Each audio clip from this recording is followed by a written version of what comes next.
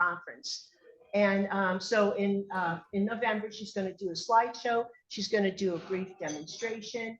And in her own words, she was kind of surprised with fellow beekeepers, how when we do gather wax, that we're not moving into something like that, you know, as far as the artistic, creating and whatever, as opposed to just doing candles and things like that, maybe to explore, because that's what she kind of developed and found herself doing, you know, in years of just gathering wax and like, well, okay, what else can we do with it?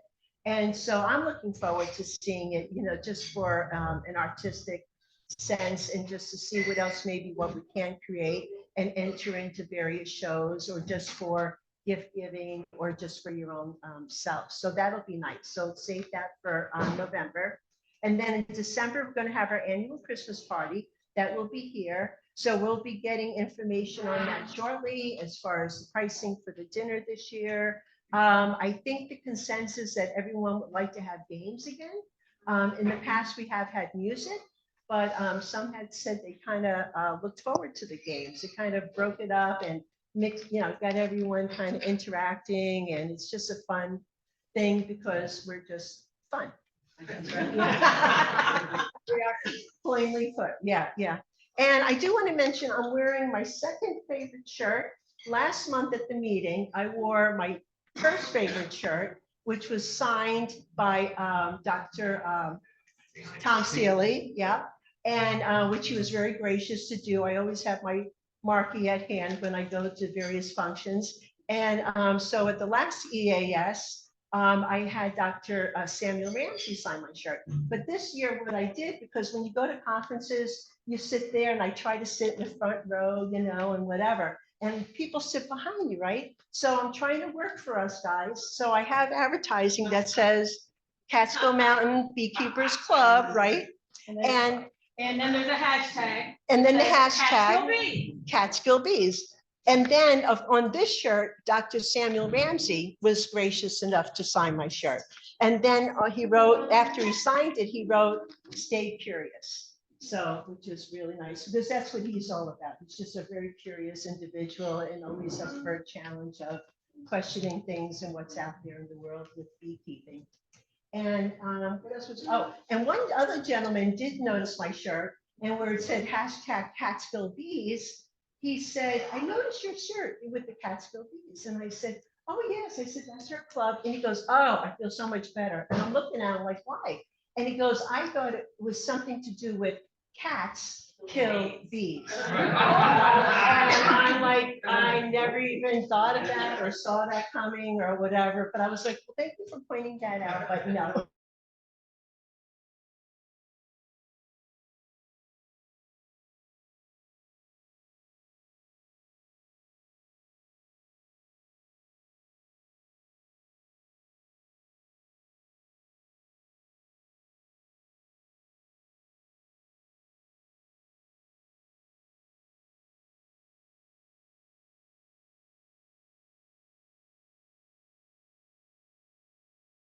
She's really involved, and we're very, very proud of what she's accomplished and what she's doing out there in the world for beekeeping. And then they've been sending out posts. So if you follow them, or with Hudson Valley Bee Supply, you'll see some of their posts from their travels also, which is really nice to see.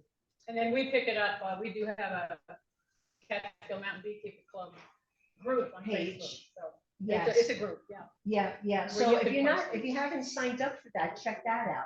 So that's just Catskill Mountain Beekeepers Club. And we always try to post something about what's going on, what's coming up. If you haven't checked your emails, it's just a reminder of future meetings and things like that. So, and then also for new members, these are on name tags. So once you join and you become a member, I go through it and I have folks sign up there. Just so a reminder, like who is recently joined up, paid dues, and then you get an official little name tag. And with that, that includes use of any kind of equipment that we have for our club. So you have use of an extractor, our library, all kind of different items. Spectrometer and a thermal camera, extra bee suits. Yeah, things like that. Candle making kit. Yep. So if you are new and you're thinking about joining, or if you have just joined, please just write your name there, and then I'll get your name card for you. So, and then we have a raffle tonight. So at any point or later on, we'll start selling the raffles. And I just put together a quick little basket with our honey, little honey jar, a frisbee for, advertising our club. So yeah, so that'll be for tonight's raffle. And so first, before we start the meeting, Ray Towsey sets Can I up. do one thing first? Oh, yeah, sure. Do we have anybody that's here for the first time, new beekeepers? How did you hear about it? I heard about this website, Okay. somewhere like that. Yeah. Oh, yeah. I'm basically new. It's my second meeting and my first year as beekeeper. I was recommended by Carol Clement, who used to work for her at the Nobody's here from the Catskill Farmers Market? Colleen was hoping. Who has, this is their first winter to get through bees? All right. Go ahead. But before we get there, Yeah. So anyway, so Ray Towsey sets up at a farmer's market in Saugerties or Rhinebeck, okay. And a gentleman approached him by the name of Douglas Raggio. And Ray invited him to come to our meeting tonight. And he'll tell you all about it, but he has a company called Pass the Honey. And he is here with us. So he's gracious enough to come up, talk briefly about his company and what they do. And yeah, so we'll just welcome Douglas, if you want to come on up, and he'll give just a little quick talk.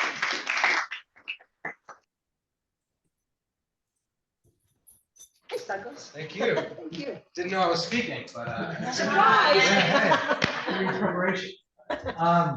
As she said, I met Ray at the farmer's market. My wife and I are new to the neighborhood. We moved here about 3 weeks ago. I'm 2.5 from San Diego. My wife's going to the Culinary Institute for a food studies and culinary arts degree.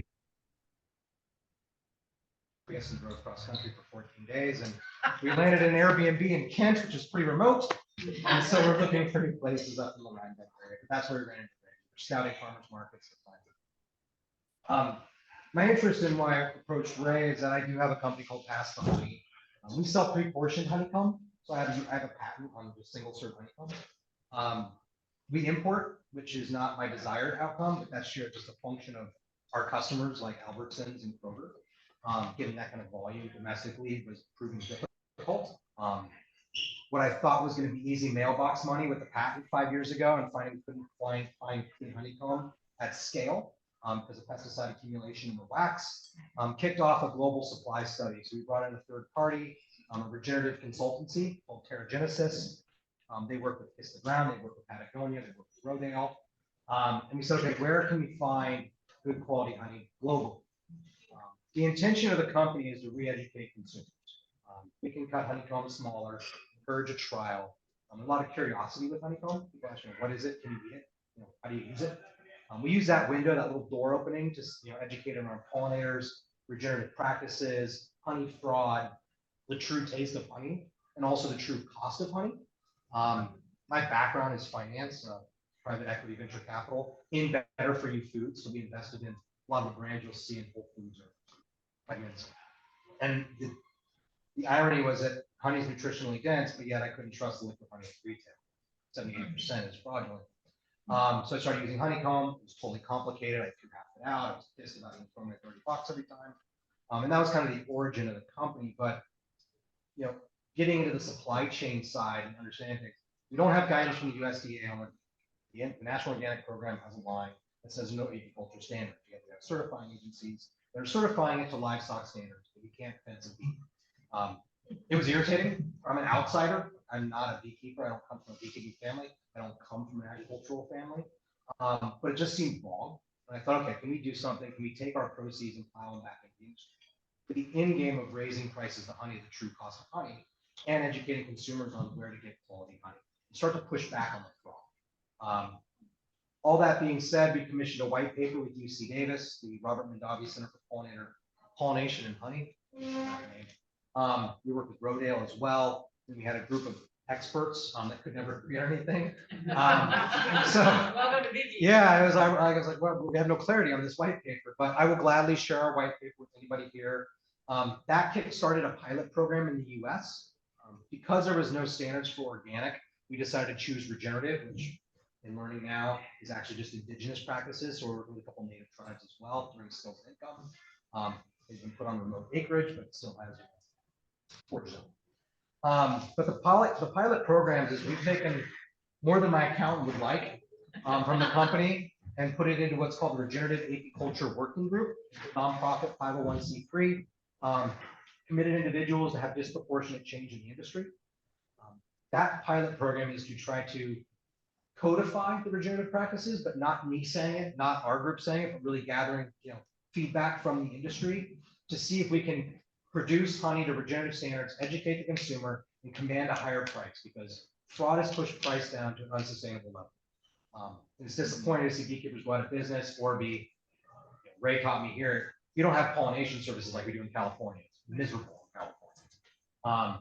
But to watch generational beekeepers go out of business either because second generations, third generations don't want to take it on, so there's no money in honey. I think we can change that. So that's really why I reached out to Ray, was just to learn the region here, tell you about the Regenerative Apiculture Working Group, share the pilot program. I am not the beekeeping expert. We have plenty of people on board that are. If you're interested in that and learning about maybe participating in the pilot program, there are funds available for the research component. Michigan State University is running most of the diagnostics. The third-party lab as well, nuclear magnetic resonance. So much fraud in the industry, to go to crazy extreme links to test. But yeah, that's me. FreshHoneycomb.com is the business. It's the consumer-facing side. We work directly right now. We're making investments in smallholder beekeepers globally. Mexico being a large source, again, looking for volumes. But the really end game is to work with smallholder beekeepers in the U.S. and source all domestic. You just can't do it now with the volumes we're getting from Costco. That's me. Where do we get more information? Do you have the white paper and the pilot program? Okay. And I'm the secretary. I'll send it out. Yeah, please share it far and wide. If you want to join it's like a bi-weekly call. We're starting just now. We just got our 501c3 status. We just took in our first donation from a corporate donor. And so trying to figure out who's going to manage all the pilot participants. So if you know anybody who's interested that may want to run something, we've talked to a couple different groups. That's the next phase for us, is to get pilot program participants and get a body on it to make sure that everyone's coordinating and gathering the feedback and feeding it back through the system. Where's your passion coming from? Coming from Honestly, I thought I could make an easy buck. Yeah. It's not that easy. No, it was. Yeah. So I told you I worked in private equity. Right? I bought a superfoods company, and it was like spirulina to cows, goji berries. We were all importing. Kind of, it was clients. One of those investors was an absolute tyrant, and I started like getting sick. So I started making honey lemon ginger teas. And one morning I was like, I'm trying to heal my body's nutritional benefits of honey, and the things I'm putting in there is highly suspect. So like that's wrong. And then so I started using honeycomb. I wasn't eating it all. There was waste. It was just, that was kind of where the origin was. But the more you peel the onion of like the agriculture business, it's just like there's no guidance, there's no consensus, like there's no money to even invest in things. So we charge an excessive amount of money for 1 ounce of honey, like $8. But like we plow that back in, it's like 110% of it. The CFO. Just why we have cash flow problems. But so anyhow, but that's where the passion. It's like I think there's something that I told Ray in the car that I was asked by a reporter what the ethos of the company was, and it's that a small committed group of individuals can have a disproportionate impact. Like it's like the bee, right? Bee's tiny, but our food system kind of hinges on it. So that's the stuff that gets me like up every morning. It's a big enough problem, and it can enroll enough people where I don't need to be the expert. I'm not. Like let's just all work together and see if we can raise that time and make some money. It was just a conference out in Amherst, Mass, EAS convention. One of the topics was a beekeeper named Bob Binney from Georgia, and his topic was how old is too old for brood comb, which isn't really your niche there. But he talked about people who were testing comb, and he went this person tested comb in Africa, in South America, and this very rural, and they could find no comb that didn't have toxins in there. So we tested parts per billion. We only found it in Turkey. Remote regions of Turkey, it's a different agricultural system. Third generation beekeepers found it's hard to access. There's only one region of the 5 regions that actually produce comb that we can source from, which is why we use that nuclear magnetic resonance test, because we do pollen match analysis. So it took a lot more work than I ever had. The United States traditionally is bees are traveling, right? So they're picking up stuff everywhere. You have to use foundationless virgin comb. Again, rightfully. But part of that is early on, we partnered with, because I worked in finance, I had some friends that owned large parts of the land. So it was like, we have 1.1 million acres of timberland for research. That's not even part of the pilot program. It's just there to figure out what goes on with bees and native pollinators. If we can do fire stars, if we can actually do a forest using bees, what that honey tastes like. So that's, I don't know anybody who has 1 million acres for research for bees in the United States. So it's just sitting there. It's been there for 3 years and we haven't really activated it. But that's kind of the end game, is just figure out how we can get this. It started with 13 million acres this group, 2 groups own. And we had to look at pollination or agricultural spray adjacencies, wind patterns historically, so it wasn't downwind. Then we had to look at forage zone, water access, and then access for trucks. We did this with a helicopter. Like 13 million acres we looked at, took months. And we finally narrowed it to 1.1. That's the difficulty you speak of. Why is this so hard? The food system. Somebody in the back raise their hand? Bill? All right. All right, so that's, anything else? Just did the math, and you get for normally cut cones like 4 inch by 4 inch. And so when you're selling at $8 an ounce, like that 4 by 4 thing won't be about 100. Yeah. I mean, what we tested, so we did price testing for quant, right? We tested that pricing at $2.50 an ounce up to $8.50. And the higher we go, the faster we sell. And we asked the consumer why, they thought it was fake. There was a quality concern when we lower our price. So that was fascinating. So we have retailers selling for $9.50, $9.99 a serving. And my guess is, when we ask our consumers, is we're not going after honeycomb consumers. Like those high volume consumers that know comb, they're just going to buy what they. We're able to access new consumers, which is the whole, boomer down generation that may never see. They have no anchor. They don't know what the price should be. And we're actually encouraging that trial. Most people will try honeycomb for anything like that. So, and then the waste component. When you do buy a $30 brick, you throw it away. So, yeah, I thought we'd have to go lower to get, market size, but it actually, because we're a premium good, the higher we go, the better. So I encourage all of you to double your prices. Like, it sounds so counterintuitive, like $2.50. $8.50, we were selling at $6.99, $7.99. We were selling it fast. Like we'll do 90 units a week in a shop right. Like, what the hell? So if that's the knowledge I can pass to you, is that the consumer will tolerate higher prices, please don't be afraid of it. So what are you paying wholesale for this? It's not going to tell you that. Well, the margin goes back into the working group, unfortunately. But that's No, I'm just thinking. I welcome it, and that's we found this group in Turkey. We partner with an importer, and they have a 50-year relationship, so they're a little more mechanized than we are. So, and they cut it for us, which is thank you. Thank you.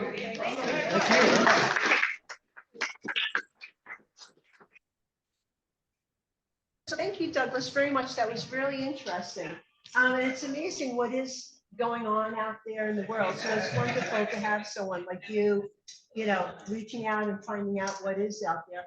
Because honey production, I know you focus on cut comb, but honey production and things like that, it's a lot. I mean, it's an investment, it's time, it's energy, it's sweat, especially this summer when being in the 90s. And yeah, and it's hard. And you try to want to be fair with your packaging, what you're selling, but you also do want to make somewhat of an effort, and some kind of a profit also. But you also don't want to over do it, so there has to be like that little happy medium, as far as what will sell. But like myself with Tuck Home, I found that people are willing to pay a decent price for it because it's a natural product.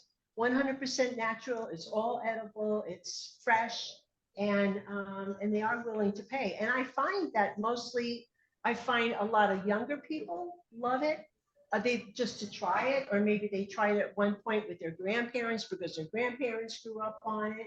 And it's that older generation that loves it because it brings back memories of when they were kids and had Tuck Home and things like that too. So yeah, so it's a struggle out there, but but just like anything else, like even doing maple syrup or whatever, it's a lot of work, a lot of inventory, a lot of investment and sweat and tears and everything else too. So yeah, but don't be afraid to charge something good. Don't give your honey away because you work very, very hard for it, and it is an investment. So so, and then like Jane said, what she'll do is she'll post that, then send that out to everyone, and then the contact information for you and your company. Then. So, I just have a question. I'm curious what everybody sells on honey.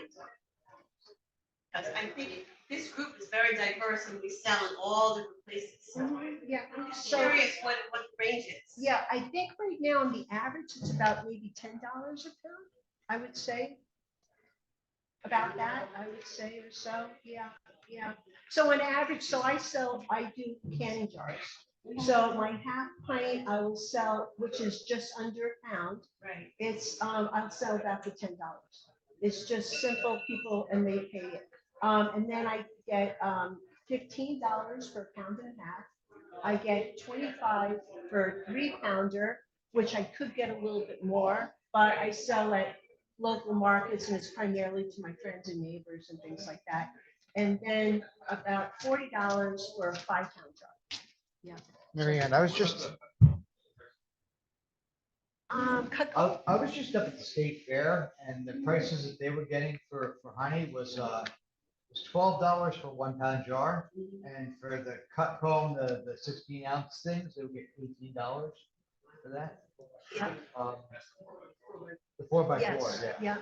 yeah. I've seen it at $20. They were also getting for a 2-ounce bear, they were getting $3 for, a little tiny little bear. They're getting $3 for it. And a 12-ounce bear, they were getting $9 for. That, No, I was Yeah. just curious because I was just in Westchester for a little event and Yeah. people were just kind of throwing money at me. Oh, yeah. But it's also location too, Yeah. so if you're here in upstate, small town or whatever, you might not charge as much as you Sure, might yeah, like no, I- down in New York City at Union Square or something like that, so, I was just curious. yeah. They were selling chocolate flavored cream honey, so they added cocoa to it, Right. and they were selling that for $16 a pound. And they were giving out samples, and once the women had the chocolate honey, they were like, "I'll take 2 of those." Yeah. It was quick, man. It was like, But are we not allowed to add to our honey unless we have a? no, yeah. you Well, need- right, we're not you- supposed to. Well, you- not that you you can, were that's a supposed to. whole nother rule. Yeah, you would just You- have. you to can be do that. inspected and That's what I things mean, like you that. can, but you You have to can. inspect. Yes, Like right, not inspect, you don't have that kitchen or whatever. right, Right. yeah. And the ag and market police that come around all the time.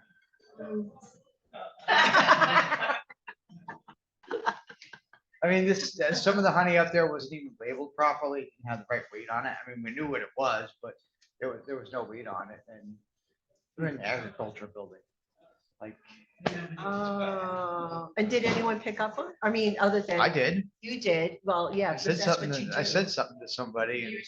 And it just Yeah, kind of went. Yeah, Yeah. All I would need is that one person will do it. yeah. Well, last I heard is they confiscate everything. The Vivis market, Yeah, no, it's not. but I don't know if anybody ever had a problem. No, I know. no, I don't think it's really been where they send out the, market police yet, where, they're checking out every little thing or whatever, but it's definitely something to research and look into, and go from there, yeah. All right, did anyone else have anything else before we start tonight's meeting? Yes, Richard. Thought, now that you brought this up, that I had a conversation on one of my preferred glass. And she was telling me what it's like back in the 50s and 60s. So, I mean, at Hunter, one of the places where there was a big function where you understand. And there were people, she said, that used to come out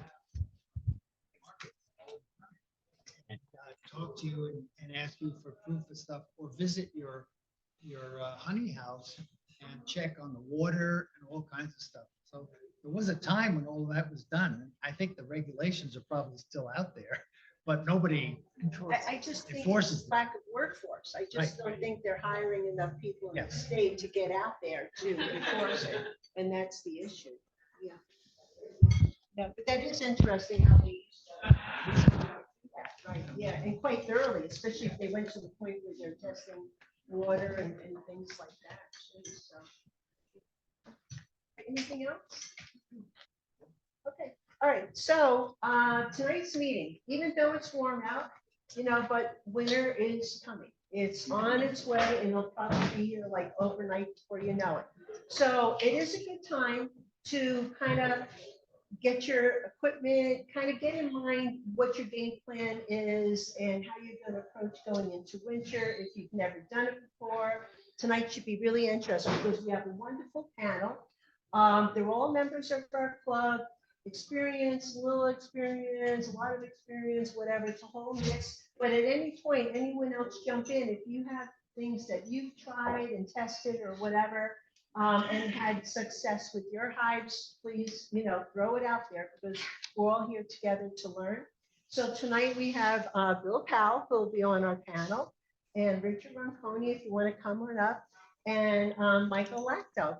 And the three of them are three amigos, and they're going to be talking about, I guess, a little mix of everything. It'll be everything from maybe how to wrap your hives, or maybe the method that they use, feeding and also treating going into winter, so we can knock down those numbers of mites. So without further ado, I guess we'll let you guys have at it.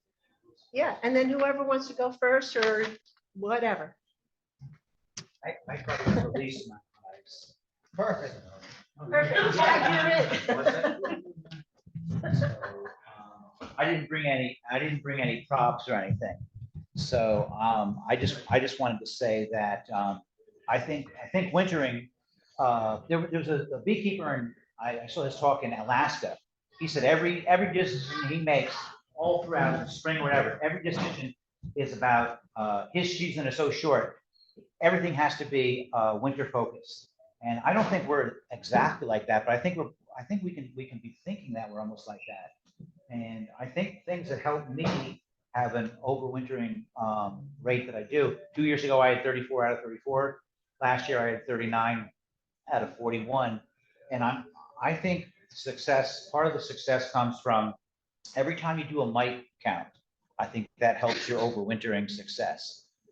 Every time you have a brood break or an intervention for varroa, whether you're taking a queen out or you're doing a formic treatment or something like that, I think you're helping with your overwintering success. I also think that making up nukes, which is one of my favorite things to do, I think making up nukes helps you indirectly with your overwintering success.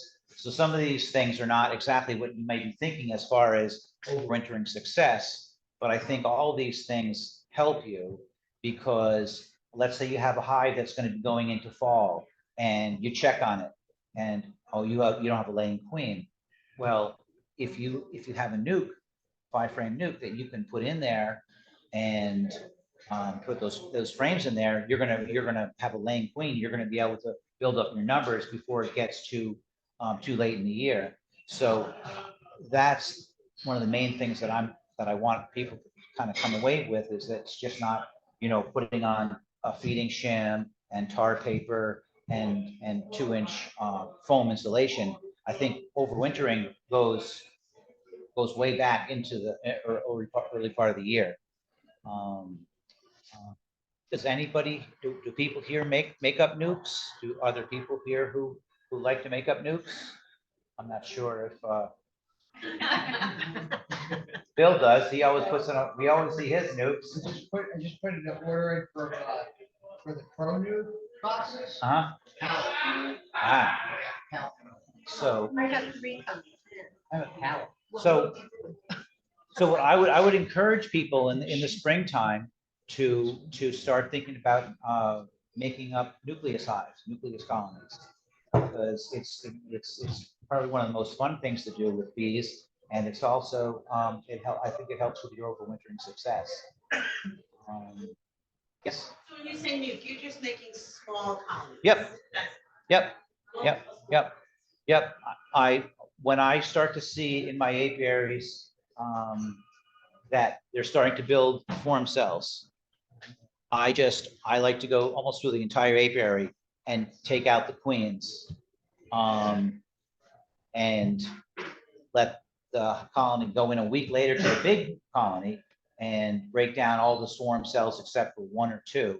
But I make two frame nukes, 3 frame nukes. Find nuke for new people. A nuke or a nucleus colony is just a small hive. They can be 2 frame, 3 frame, 4 frame, 5 frame, 6 frame.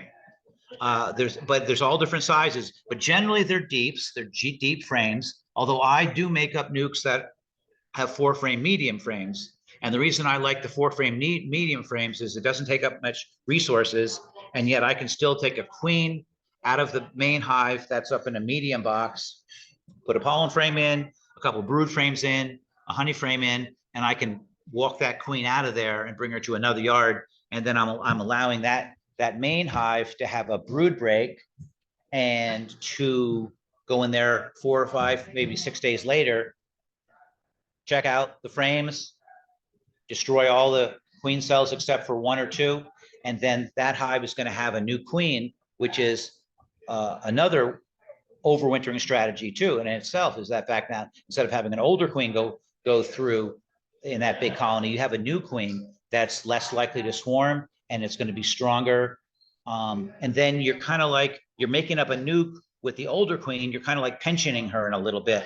Maybe she's making a little bit fewer eggs or whatever, but you've kind of put her in a less pressure situation. And you can stack up those nukes build up very quickly. So a lot of times I've got 2, 3, 4 stacks of nukes. If that queen is actually laying like crazy, I'll still add more boxes to that. But a nucleus hive is a great. So do you have to have separate yard to if you're working with? A lot of times I will take the queens from the donor yard to another yard more than 3 miles away. Well, you don't have to do that. Sometimes I have my hives on rails. I don't put them on stands. And sometimes what I'll do is I'll move the parent hive, I'll scooch it over a little bit, and then I'll put that nuke very close to where the entrance was on the donor hive. And you don't have to shake a lot of bees in then, because you can just move that big hive off to the side. You put the nuke entrance where the big hive was, and the bees go right in there and populate that, and they'll start to bring resources in. And this way you don't have to shake a lot of bees in there. So then you don't have to move that hive. How does that affect your honey production? It makes it bigger because it does a couple of things. One, when you take that queen out of there, you have house bees that don't have a job. They don't have a job of feeding. They're a lot of larvae and brood. So what they do is they go around and they really clean cells. They do a lot of cleaning. And when you take that queen out of there, you can actually put a super on. And those bees now, instead of doing a lot of feeding larvae, because there's a brood break, there are no eggs or larvae for a while. So they will be unloading possibly a lot of what the foragers are bringing, because when there's not a lot of brood there, a lot of times they'll bring in pollen and a lot of nectar. So you should actually put another, you should put a super on, because they're going to be bringing a lot of stuff in, simply because they don't have, there's a break where they're not handling, eggs and larvae. And then, when that queen comes online again, there's going to be a big rush of bringing honey in and stuff.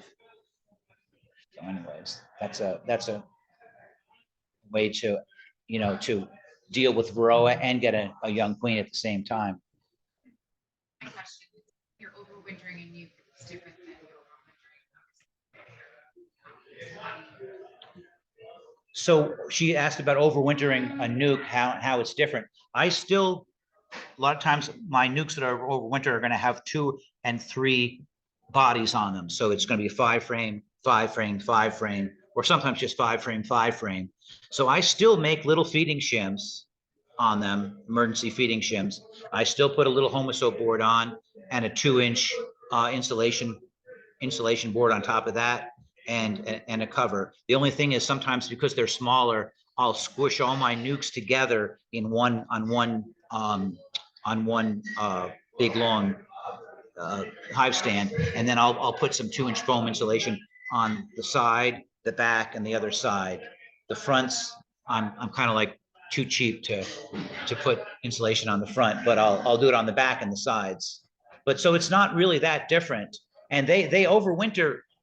It's almost easier if you have a double 5 frame nuke. I think the percentage of overwintering that is almost going to be better than a big hive, because they're in a chimney. They can't get lost over in a corner. And as long as you have fed them, and you have that feeder shim on top of there where you can put sugar in, they don't get trapped over in a corner. They only have one really place to go. So all my nukes last year overwintered. So. And Michael, for new beekeepers, when do you create your nukes? Like, when would you make them, or what month? I make nukes when I need to. So a lot of times when I start to see a swarming situation or an overcrowding situation, but generally I'm making them, a lot of times I'm making them when I start to see, you would see a lot of drones in your hive, or actually a lot of capped drone brood. And in the springtime, when it's probably like the 3rd week in April, maybe into May, probably into May and throughout May. Whenever they're starting to build up a lot of queen cells, that's when I'm using my nukes to stave off swarming. So that's what I wanted to say about that. All right, who's next?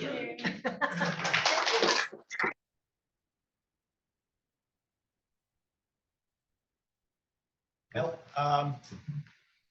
I think I'm a proponent of doing things as easily as possible. And I don't make nukes, but I did get a good pointer from Ray a few meetings ago, not a few meetings ago, last year maybe it was, when he talked about the splits, he called redneck splits.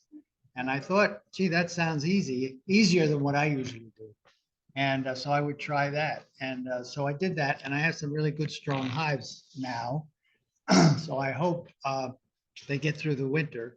So I'll just go through the kinds of things that I do before winter comes, and what I do during the winter. One of the things that I have decided to do this year, and I've been doing the last couple of years, is that I have decided in my mind that sugar syrup can't be as good for bees as honey is. No, I was a proponent, well, not a proponent, but I took too much honey from the hives. So I had to give them something to get through the winter. And over the last few years, I've been thinking, well, it can't be as good as syrup, because there's so much more in honey than there's in sugar syrup. Sugar syrup is just sucrose and water. That's it, period. And so this year, and last year I did the same thing, I have left one honey super on top of the hive. In fact, I have some hives right now. This has been an incredible honey year. I don't think I've been keeping bees for a long, long time. And I don't think I've ever had a year like this one. I have brought in so much honey and that I need help, I'm asking people to help me because there's so much to bring in. I have to, to extract it I don't even bottle. I'm just putting in pails. I got so much, I got stacks of pails all over the place.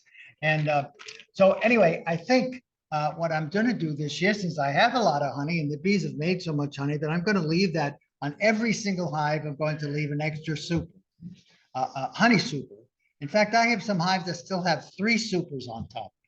So if I only get the top one off, I think I'll just leave 2 plus the 2 deeps and see how that goes. So I think the thing is the important thing is to leave them plenty of honey in the hive.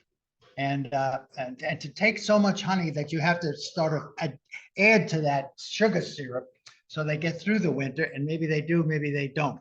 And there are so many variables that, it's like one year I get all the hives through the winter. And I say, oh man, I'm going to do exactly the same thing I did last year. And I do the same thing. And I lose a whole bunch of hives anyway. So there's so many variables, weather and God knows what. And so this time of year right now, I'm still taking honey off. But I'm thinking about getting them ready for winter.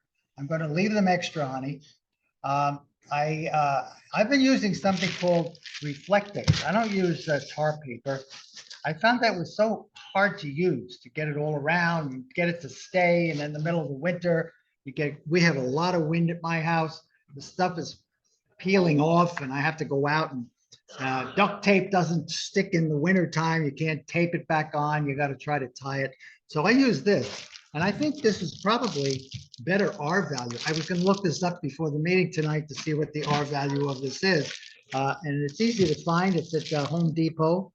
And I cut it the size that'll go all around the hive. I have a bit of a problem this year. If I leave it extra super, this isn't going to be high enough.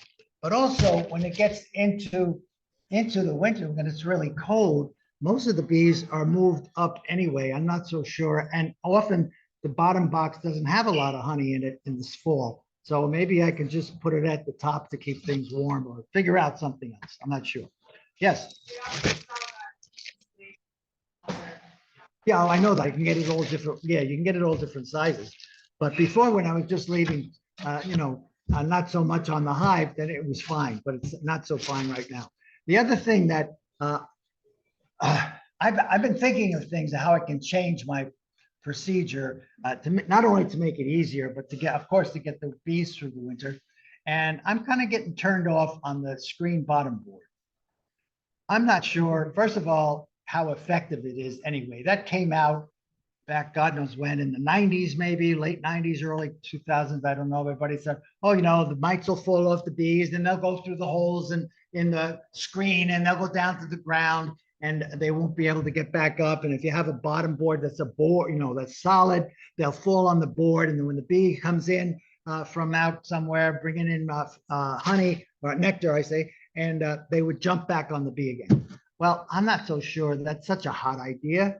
And the idea of letting all that cold air from underneath, I found what I would do is go out sometimes when we had enough snow and I would just shovel the snow all around each hive. So to keep the drafts out. And so I have been gradually changing from screen bottom boards. Fortunately, I saved all of the old solid boards from way back that I had stuck in the corner of my bee shed. So as I do things in the spring when the hive is light and I can pick it up and I clean out underneath, I have been trying to replace those screen bottom boards. The ones that don't have, that still have a screen bottom board, I have got some old sheet metal.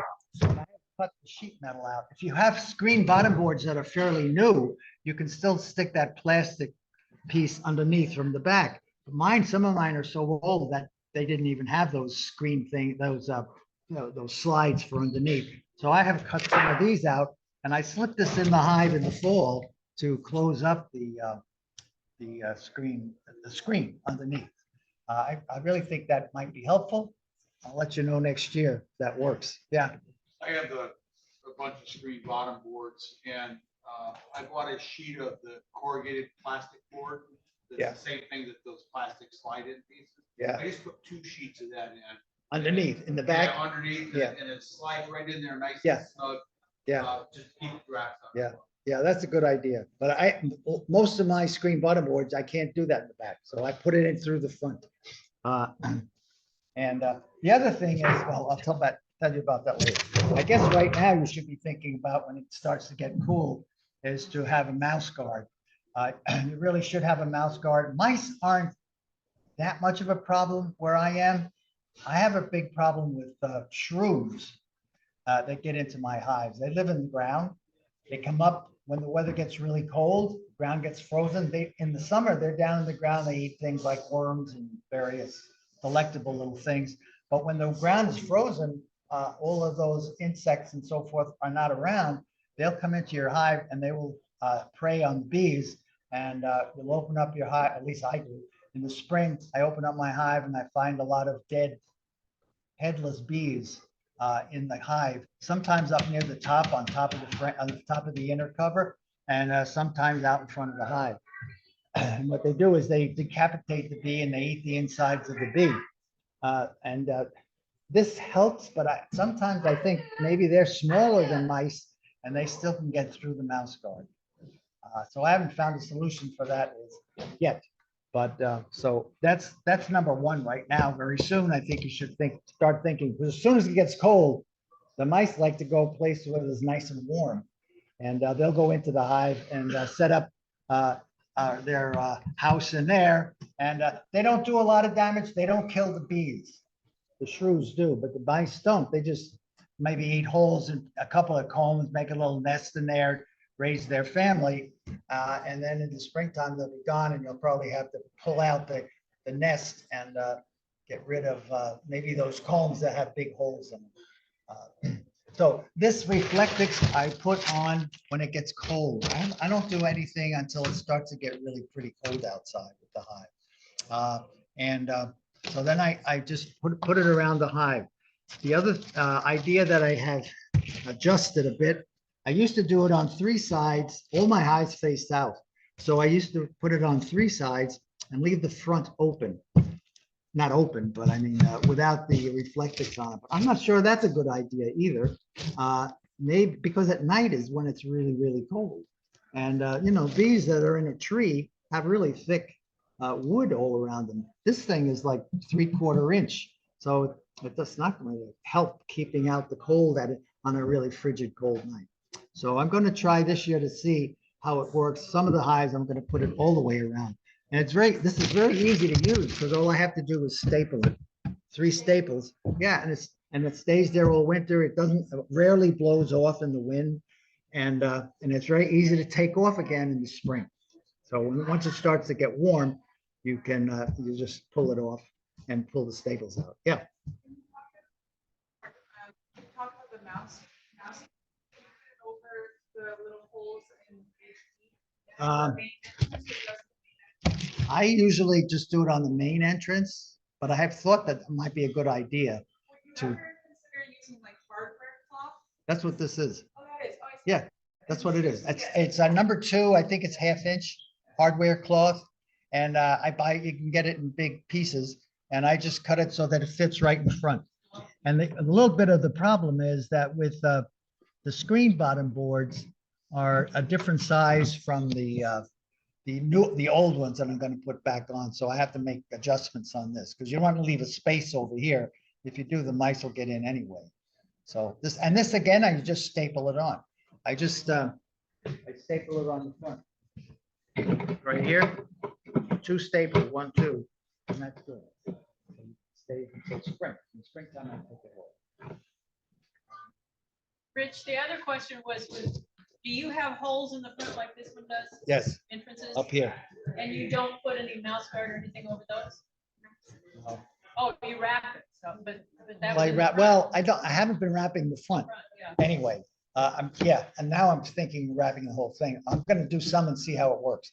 But no, I don't, I thought that's a good idea. Thank you for bringing that up. Just a little piece over it and staple it on. I haven't done that though. Sell little ones. Really turn it, it can either be a hole or it can be stripes, and you can just shut it down. Yeah. Turn it. Yeah, well, I'm a little cheap. This is cheap. I know. My mice are very. Not a little cheap. Yeah. Okay, then, yes, What's the function of those holes? trolls. Oh, that, well, you know, I've been keeping bees for, I think, like 50 years now. And there's always something new comes up, you know? Before, I knew about shrews, because I don't even know if the shrews can climb. I haven't looked that up to see, can shrews climb? That's something I should Google, huh? Whether they could climb up and go in the hole anyway. So I'm putting, you know, something down there to keep them out, and I'm not keeping the shrews out. And the mice probably could get in that hole too, if you make it, that's why it might be a good idea to cover it up. He asked for the purpose of it, right? Oh, I'm sorry. Yes, you did. Yeah, it's usually ventilation to let moisture out.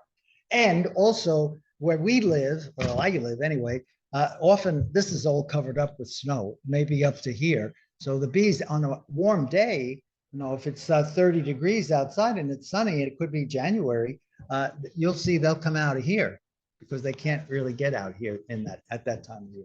Often too, if you have a hive that loses a lot of bees over the winter, sometimes this gets pretty well plugged up, especially if you have the mouse guard on, so they wouldn't be able to get out. So I do on all my supers, I have a hole. I don't know which side it is on here, but I have it up here. And it's about the size of I guess a quarter, something like that. You can plug them up too. I mean, you could put a wine cork in it, close it up if you wanted to. And then, so now if you decide that you're gonna put a cover on the front, do you make a little hole for your entrance or not? I haven't done it yet, but I think. I think that's a good idea. I thought of that. I mean, I've thought about it, but I haven't figured out whether I really need to do that. But I think it's probably a good idea. And then, but the problem is you use this every year, you know, it's not like, sometimes the tar paper is really hard to use again the following year, but this I just keep until it gets pretty raggy looking. I have to buy some new stuff. And you gotta be, the next time you gotta be sure the hole's in the right place on this. So no, that's an issue that I haven't really worked out yet. Yeah. Okay, the only other installation I use is on top of the inner cover.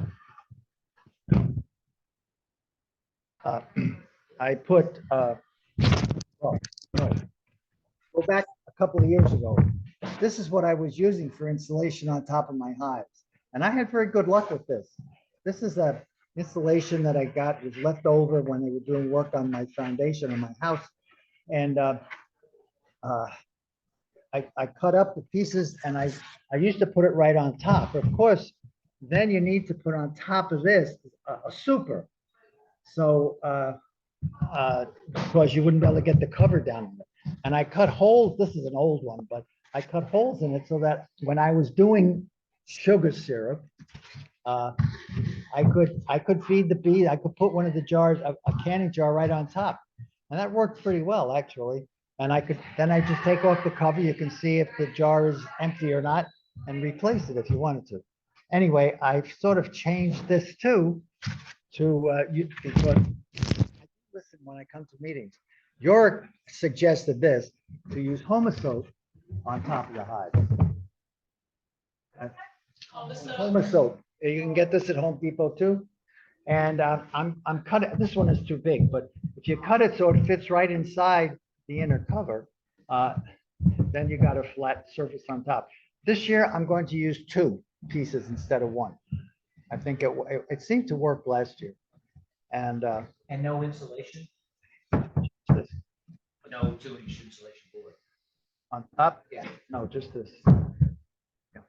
What's that Homosoap function? What does it do? Strictly insulate or does Well, it- it is an insulation. I mean, it is insulation. I don't know what the R value. I don't think they even know what R value of Homosoap is. But it's paper basically. There was a time way back when I used to put newspapers on top of the hive. Well, I still do that. I used to- Yeah. So do you put a super on top, an empty super to do that? No? Right on? I have all the homemade inner covers and there's enough room. Oh, okay, There's enough okay. And, and on a sunny day, I open the outer cover, Okay. take that out, let it dry in the sun because it usually is moist. Yeah. Yeah, this absorbs moisture too, because it is paper. Yeah. And sometimes, especially in this, by spring, if I open up the hive, these are wet. I take these off pretty quickly in the spring. Once it starts to really just warm up, I take it all off and just, leave them be. And then I leave the reflective zone for a while. Then I take that off too. And there was a problem with this last year in January. We had some really warm weather.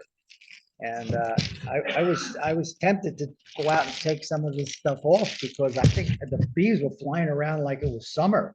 And the sun was out. It was like January. It must have been, I don't know what it was, 40 degrees, something like that.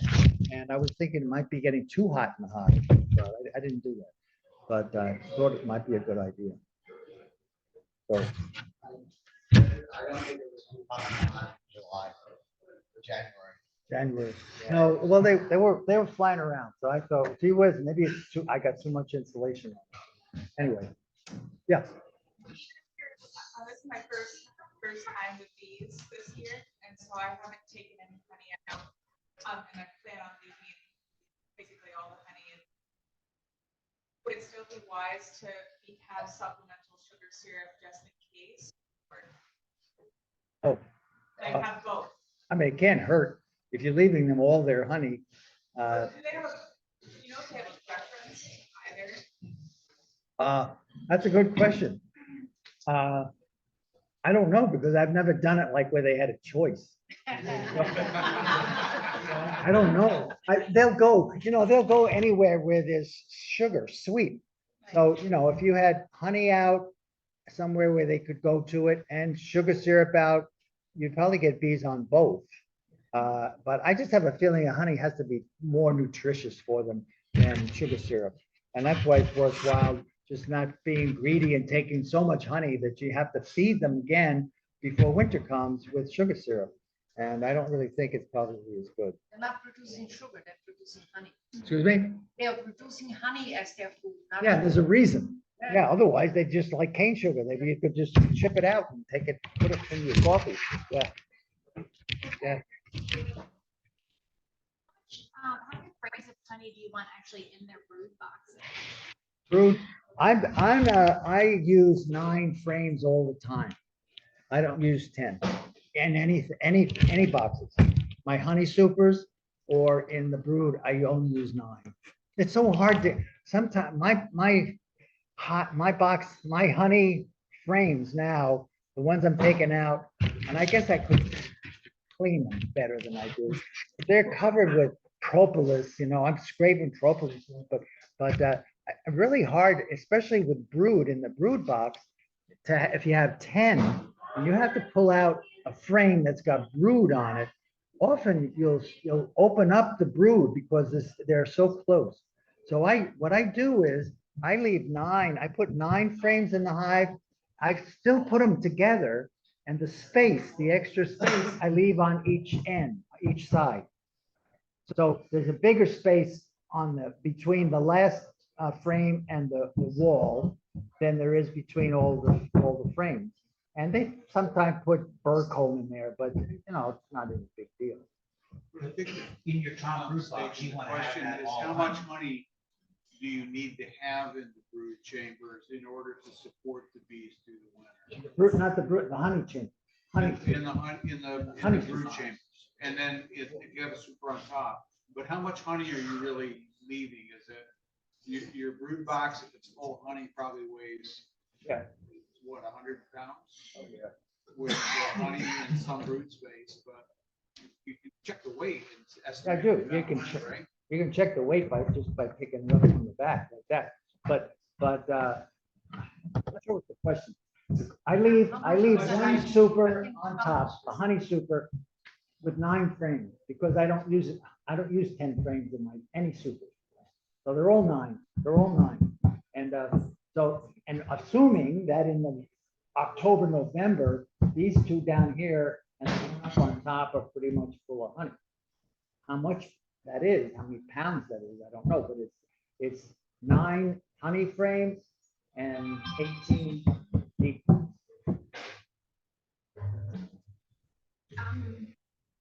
Keepers in Canada. Bees, because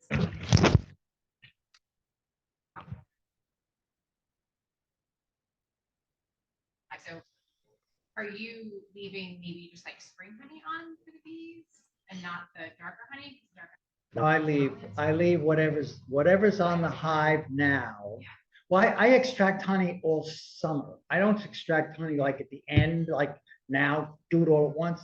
I extract honey starting the middle of July, because that's for, and then I mark my honey when I sell it. That's sort of my shtick, you know. I put a little sticker on that says early summer, midsummer, early autumn, stuff like that.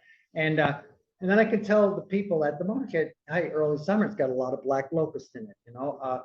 Early autumn has a lot of goldenrod. It's darker and it has a stronger flavor. And because I know what, and I can tell a lot of milkweed. You can tell that right away what kind of honey. Milkweed honey has a distinctive flavor to it, and so you can tell that the people that that's what it is. So, but I extract it all summer like that. I'll go out every few weeks and I'll take honey off the hives, take more, and then I mark. I put it in pails, and I mark the pail with the date that I extracted the honey. And so that if I say, you know, like now, it says 9, what is today, 12, 9/12/23. So I know that that's early autumn. And so when I bottle that honey, I mark it early autumn. I don't know if that was your question. I forgot. Yeah. A lot of the Canadian beekeepers also put their hives in storage in buildings for the winter. So they use less, it's warm as well. That's right. The question that you had, So that they take all the honey, you said? there was Almost. I was on like this Zoom thing, I think it was. Oh, this okay. summer, and the beekeepers, they just feed them sugar, and that's what they do because the honey towards the end of the year, and it's actually, I think it's canola also, which is it's too heavy in solids for the bees, and that they would end up getting dysentery because they can't get out of the hive. I have never, I really haven't had any dysentery. If I'm leaving, I guess goldenrod honey, Yeah. which is darker honey. And I took off a lot of goldenrod's been out for a while, so I did take off a lot of goldenrod honey. But now too is aster on right now, and that's very light honey. That's not dark at all. So maybe it compensates for the goldenrod. I haven't had any issue with the dysentery in my hives really. So, any, That answered. yeah. Quick question, well, from the Zoom audience, this is Anthony Antonucci. Homestead has. There you go. Homestead does have a good R value. Okay. And your question on shrews, we got 2 answers. One is shrews, like mice, are good climbers. And then Anthony also says a shrew sometimes even climbs grass stems after insects and has been known to climb a tree up to 3 meters in height looking for food. Okay. So your shrews There you are go. Thank you. I'll cover up these holes. Thank you. Yes. Anything else? Yeah. So getting back to the feeding, if you're not quite sure how much honey it is, like what Richard mentioned, just stand in the back of your hive and give it a heave. Yeah. And it should really feel, if it's full, it should feel heavy to the point where you can't lift it at all. But if it's to the point where you're lifting it up and it's really light, you better feed them something. Yeah. And especially with the winters that we're having, it's so up and down. I mean, you think you got a strong hive, you know, they've got that honey in there, but it's also the fluctuation of the weather. So if it's warmer, they're moving around, they might be going through their food stores more, and then you're done. So what I like to do is, if I mean, just kind of helping everyone. What I like to do, even if it's if it's strong and there is a good amount of honey, because like, I would rather them just have the honey. But what I'll do is I'll take off the inner cover, and right on top of the frames, just take one sheet of newspaper and pour some sugar, pure cane sugar, right on top of here. So this way, if they should go through their food stores, they have that as a backup. If they don't touch the sugar, it absorbs any excess moisture that could be building up in your hive. So whether they use it or not, and then come springtime, what I'll do, if they haven't touched that sugar, I'll save that and I'll use that to make sugar water as I need that. But it's just an extra precaution. And then another thing that I'll do is going into winter, I'll put some shims, or try to, if it's not too extremely heavy. But most of my hives are somewhat tilted, and I'll tilt this up just a little bit. So if there is any built up of condensation on the inside of your inner cover, it would run away from your bees as opposed to just right on top of them. So I did that sugar method last winter, and then I had problems getting the sugar off without spilling it all into the hive. Yeah, that does happen. Yeah, because they chew with the newspaper. It is really hard, but then if it does tend to clump and get a little thick. So just really carefully as well as you can, even if you use your hive tool, just to kind of pry it up, pick it up gently as possible, put it into a container to move away. And some will. Yeah, but then come springtime, or like in the early spring, when you start doing your cleanup, you know, you remove this when it's lighter and you clean your bottom board just to, you know, because you really should open up your openings. Can I suggest an alternate method too? Oh, yeah, sure. Yeah. So on top of my nukes, or on top of my hives, I'll use 1x2s, and I just make a little bit of a feeding shim. And what I do is I take 10 pounds of sugar and a cup of warm water, and in a pail with a paint stirrer and an electric drill, I mix that up, and then on deep dish on paper plates, with that 10 pounds of bag of sugar, I can make 10 deep dish paper plates of sugar, and I put them in my my oven at the lowest bake setting, which is I think like 165 or 170. I turn it on for an hour, and then I turn the oven off and I leave it overnight. And then in the morning, I have 10 frisbees of sugar, and I'll make that a couple of, like 2 or 3 nights when I'm watching television or something. I'll do that, and I'll store them. I'll stack them up in a big 5-gallon bucket. And then when I go out to the hive, I have that in the bucket, and I'll just, if I see bees coming up in the top, I'll just throw a frisbee in. So I start checking my bees in January. I don't put necessarily sugar on prophylactically. I'll do it once I see the bees starting to come up to the top. I'll put a frisbee on, and I write down in my yard book, put a frisbee on hive number 6 or something. And then when I go back in 2 weeks later, I'll see, did they consume any of that frisbee sugar? And usually they won't until it gets to be about March. And then when there's a lot of brood starting, all of a sudden they'll start. You might have to put in 2 frisbees. Once you start putting 2 frisbees in, you really have to stay on that frisbee treadmill, because they're going to be using a lot. And sometimes they even have honey down below. But I don't know why they sometimes come up for that. But for me, I had the same issue with the loose sugar. It was a mess and was falling down. The newspaper got wet. But to me, the sugar frisbee just is so much more convenient. And then also at the end of the year, if I don't use them, I'll take them off and I'll reuse them. Did you put the frisbee in paper slide down? Oh, sorry about that. I take the paper plate off. So I just use the paper plate because they break up less in my truck when I'm bouncing to the bee yard. But then I'm super cheap. I've used the same frisbees for a deep dish paper plate for like a bunch of years. Yeah, and I'll just in my bucket, I'll just have a stack of deep dish paper plates. Yeah, well, I'm not necessarily anti-sugar, because I do check my hives in January, February. And if bees are up at the top, then you do have to do something, because that means they move up all winter long. When they get near the top, they're going to be running out of sugar. So that I do have a shim that I can put around and put it, and I use just a newspaper and pour sugar in there. And but then you're right, you have to keep track, because sometimes within 3 weeks, it's gone, and you have to put more sugar in. And I usually don't have excess honey by that time to put in the hive, but you could do that. You could put in some frames that had honey in them too.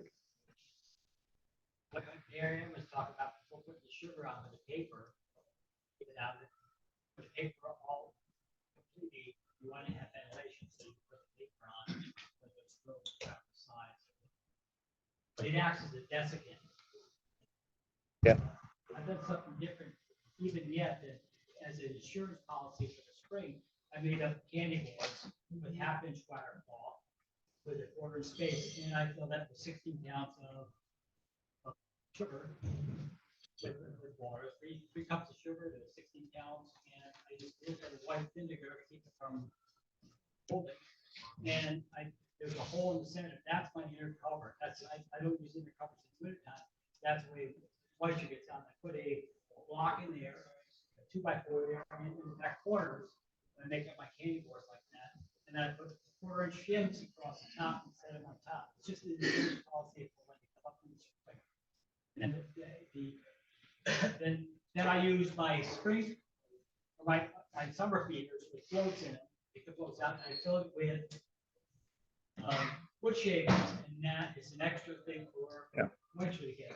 And on my outer cover, with little, I staple in the signboard. Now, who's being elected this year? The signs are everywhere. You save them on the cover, then you have a small space all around. Ventilation is so important in a hive. And when I go up in the spring, they're as dry as can be. There's no mold or anything. It's just another. As you can see, there are lots of ways of doing all of this. And I think that's the importance of the club, is that you listen to what people are saying. And I've come here, heard people talk, and I said, I'm not doing that. That's too much work. Whatever, or it's too expensive, or whatever. And you pick up the things that you think you want to do and you can afford to do, and the things that you think you can do more easily. Yeah. Yeah, it's very cheap. And they'll cut it for you. They won't cut it in little things, but they'll cut it up in quarters or something for you. So one other thing, can I say one other thing before? They've got nothing to do with the winter. I have a friend, believe it or not, who got some bee stuff from an old beekeeper. And one of the things that he gave me that I brought home, and I've had in my bee shed for 20 years probably, these old queen excluders. Now these should not be used in your hive. I would not, because of foul brood and stuff, and that foul brood sticks around for a long, long time. But if you look at these things, they're beautiful, not like the ones you buy now. These are probably from the 30s. And I have a whole bunch of these. And they have wooden strips, and then they have the spacers in here, the metal spacers in between, and they were made just beautifully. I must have 50 of these. And so if anybody, to use for, I don't know, I use it when I go to the market as decor, I have them back there, and but they're not to use in the hive. I would not use them. If I give them to you, please don't think about using them in the hive. But they are beautiful things that somebody should be able to figure out something to do with. I haven't figured it out in 20 years, and I'm getting older, so I'm not going to probably get to it. So if anybody is interested, just see me after the meeting, and I can give you some. They're beautiful, aren't they? Yeah, they're really neat. But he brought up a good point. You should never have a queen excluder on your hive in the wintertime, right? Everybody, yeah. Everybody knows that, but you still hear of people doing that, because then when the hive moves up, the queen, when the cluster moves up, then the queen cannot move with her. But I'm just saying, I think we should all know that. Who was here when John Gott gave his talk last year? So typically, the way we've all in the Northeast been doing hive overwintering is we have the hive, we have a feeding shim, we put on the inner cover, we put on the homosoap board, we put on the 2-inch insulation. then we put on the outer cover and we ratchet strap it all down. And there is in the inner cover, this one doesn't have it, but the inner cover, there's a notch. So if you were here for John's talk, he was saying how he doesn't ever use any venting at all. And I went to a talk at EAS this year, I think a bunch of us did. And once again, they had a lot of information to where they're saying, and everyone does it differently, but notches are kind of like going out of style. As long as you have your hive tip forward, like Mary Ann said, and you have insulation up on the top, the bees actually need to have water to access, they use the water for their thirst and also to transform the honey into something usable. Even with the honey there, if they can't access moisture, that's why sometimes the bees will try to get water in the wintertime and kind of die trying. So the differences between is called a venting hive, which you were saying, and the new term that they use is the condensing hive. Just and they say bees use so much less honey and less energy if there is no notch up in the top, and if there's insulation up on the top. Now these guys go a little bit above board. They also put insulation on the sides, which I'm not that rich to do that, but they have a lot of insulation on the top, and that and with the hive also being tipped forward, they say that doesn't create wet bees. So I just wanted everybody to know that that's the new thing that people are trying. I'm going to try it on a few hives this year, just to see. I don't know what Bill thinks about that, but you have upper entrances? Not on a lot of them anymore. So just, you gotta kill your bees. John, my turn? But So- just real fast, I am so proud to be a member of this club. And one of the little pieces of trivia that I love is this newspaper and dry sugar method is sometimes called the mountain camp method. Well, it got its name from one of our members. Our member, Scott Yates, was a member of here, and he just did it one time and it worked. And the reason it's called mountain camp is that was his handle when he went on forums and stuff, because he lives, if you look, I forget where it is, it's around Woods. Where is it? Hurling. There's a mountain camp road, and that's where he lives. So that's the mountain camp method. Richard, I'd like to thank you for all my screen bottom boards. When you're beginning beekeeping class, how it's the new thing, and we're all gonna use screen bottom boards. Man, I hate these freaking things anymore. I had they're investments in horrible. screen bottom board companies. They're horrible. Oh, man. And I got it from the Amish guys. I even have a thing to slide in there. I got nothing. I'm gonna have to cut sheets of metal and slide them in there Oh, no, now. you know what you could use come election time? Yeah. You steal all the signs. Yeah. Yeah, or I shouldn't say you steal them, just temporarily borrow, yeah, or whatever, yeah. How about before the election, I steal the opposition side? Let's see which side I'm leaning to. Okay. Bees, winter, mouse guards. You ever try to put a staple into a beehive in the fall? Those bees just come right out in your face. Not my bees. You got nice bees. Spiders, they recognize when it comes fall for some reason. So when I do a mouse guard, I fold the thing like this a little bit, just at an angle, so to just slide right in there. Yeah, so then you don't have to go. They get you right in the eye. And I don't really do much with my hive itself. I don't even tip them anymore, but I do put insulation on top. So you're putting the mouse guard in, but do you also put in an entrance reducer for the winter? No. That's, if they're gonna rob it out, then they can take the honey from it, and it probably wasn't gonna make it through the winter anyway. Just don't like the mice in there. Okay, so confession, I would like to put mouse guards on everything, but half the time I forget. And I've seen some weird stuff like the queen excluder. You should take the queen excluder off, but I had a couple hives that still had queen excluders on them, and the queen made it through there. I know she thinned out or whatever, but she made it through. So, insulation on top.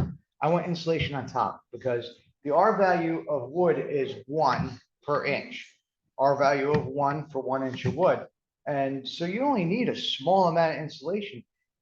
You want the condensation because there's always going to be moisture in there. If it's going to condense, you want it to do it on the sides, not on the top. On the top, it's just going to rain back down on them. So that little bit, even this stuff is fine. If you have this cut to the size, it's perfect.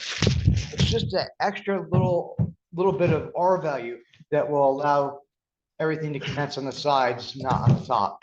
Because wet bees are just going to be moldy, nasty mess in the spring. Weight is very important.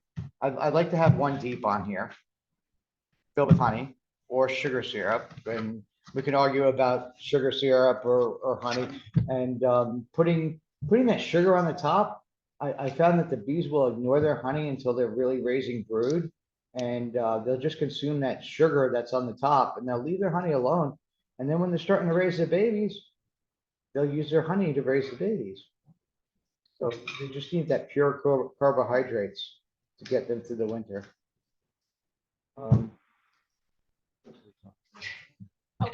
Treatment? What do you do going into winter? Oh, well, winter starts in the spring. You start treating the bees in the spring. You gotta start checking your mites. Yep. If you have a high mite load, you're not even gonna make it to the winter. You're gonna have gone before then. They're gonna leave. You're gonna have a whole collapse of your bees and they'll be, because they're gonna take their mites with them over to your neighbor's house, to their bees, and then kill their bees. I don't put sugar on until after, usually around Christmas time. Between Christmas and New Year's, I'll probably put sugar on if we have a nice day. Because I'm already doing an oxalic dribble at that point in time, in the winter time. Because they're broodless then, and oxalic works really well on a broodless hive. Let's see, where are we at now? We're in September. So next month I'll be putting on the Amatrash strips. Epivar? Yeah, I'll be putting those on because that's a long treatment. And when somebody else's hives in your area, they're new beekeeper that decides they're going to be treatment free, their bees are going to collapse and their bees are going to move into my hives.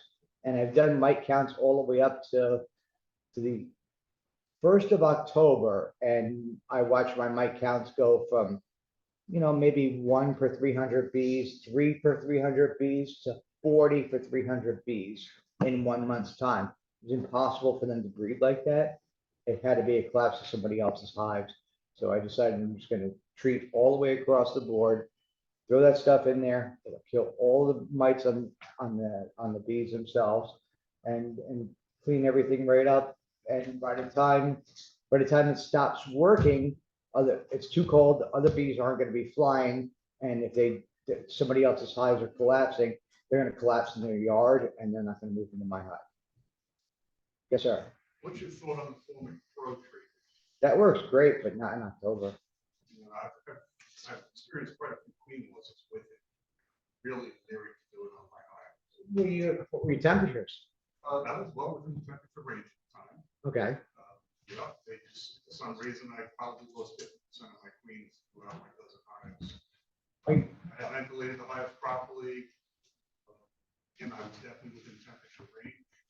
And I'm really leery to do it. It was a definite setback to my colonies over the summer. They had to play catch up. And I'm really, really concerned about doing it this time of year. Well, if you did it last week, it would have been really bad. It's nice Right. now. And next week was a nice window, I think. Yeah. But I'm still afraid to do it. So Well, you've already hit them already, right? I had them in the spring. Yeah, so you should rotate your treatments. Do something different this time. I have the oxalic acid vaporization, to consider going that method. Or it's not going to get through cappings, but a little bit of a loss for a good idea.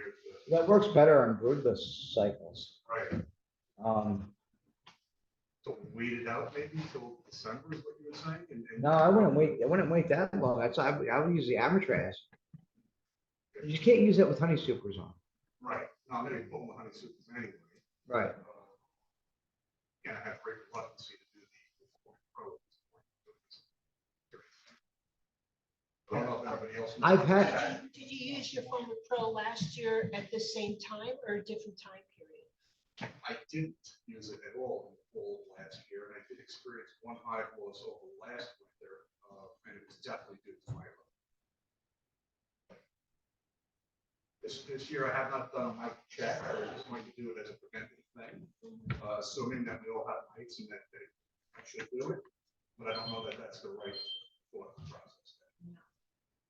I mean, it kind of is, but I mean, if you know your mics, then you know if it worked too. So you might want to just do a mic count. I really should. I mean, what's the worst that happens? You throw the queen in there? And then you won't have to worry about the kid. To tell you the truth, I had a problem one time, one occasion with mitoid quick strips that formic acid and that it was a lot quicker release for some reason. My temperature's probably pushing the limits too. And I think it did kill queens. I mean, But- I'm sorry, it is really nasty stuff. Oh, no, it's horrible. I have what feeder jar holes on my telescope collars, if you will, with buckets on top, and it literally ate through the galvanized telescope collars. Not through them, but it took the galvanized coating right off the collars. I was well ventilated at the time, so I mean, it is very nasty stuff. Because it also, that stink blocks that queen pheromone. So they try to build that queen cells right away, emergency queen cells, because they can't smell the queen. That might have a lot to do with it. When I did have the problem with the formic acid, I don't know that I killed the queens. I literally don't know, because I never looked for the queens. I saw the queen cells. I assumed my queens were dead. So they might be driven out. Because of the forming of the queen. They could have been just replacing her Right. because of the forming. Okay. What was the configuration of your hives when you used the formic? Most of the configurations with double deeps with the honey super on top. And you put the formic in between the two deeps? As yes, correct. Double patties, if you will. Right, like The- offset. Correct. Well, you could always just try to use one.